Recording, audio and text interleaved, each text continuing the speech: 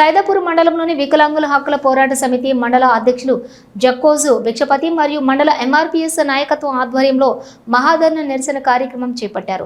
ఈ సందర్భంగా కొత్త బస్టాండ్ నుండి వికలాంగుల వితంతువులు స్థానిక తహసీల్దార్ కార్యాలయం వరకు ర్యాలీగా వెళ్లి వారి యొక్క వినతి పత్రాన్ని అందజేశారు. ఈ సందర్భంగా వికలాంగుల హక్కుల పోరాట సమితి అధ్యక్షులు భిక్షపతి ఈ సందర్భంగా మాట్లాడుతూ రాష్ట్ర ప్రభుత్వం ఎన్నికల మేనిఫెస్టోలో పెట్టిన విధంగా వికలాంగులకు 4,000 నుండి 6,000 వరకు, వితంతువులకు 2,000 పెన్షన్ నుండి 4,000, కండరాల క్షీణత కలిగినటువంటి వారికి 15,000 రూపాయలు ఇవ్వాలని డిమాండ్ చేశారు.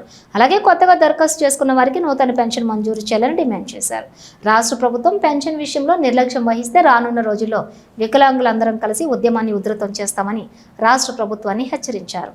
ఈ కార్యక్రమంలో మండలంలోని వివిధ గ్రామాలకు చెందినటువంటి వికలాంగులు, వితంతువులు, ఎంఆర్పీఎస్ నాయకులు తదితరులు పాల్గొన్నారు.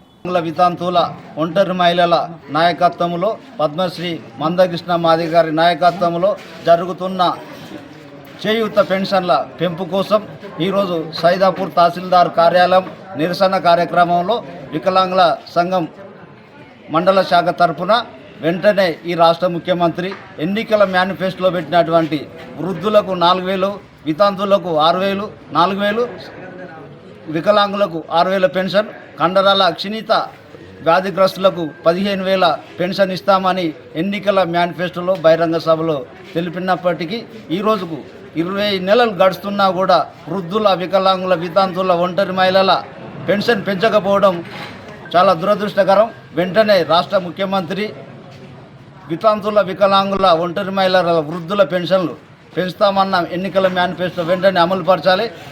ఎట్టి పరిస్థితుల్లో పెన్షన్ పెంచే వరకు వితంతులు, వికలాంగులు, వృద్ధులు, చేయూత పెన్షన్దారులందరూ ఐక్యత ఉండి పెన్షన్ సాధించే వరకు మేము పోరాటం చేసి మందకృష్ణ నాయకత్వాన్ని బలపరుస్తూ పెన్షన్ పొందే వరకు బదలము కదలము.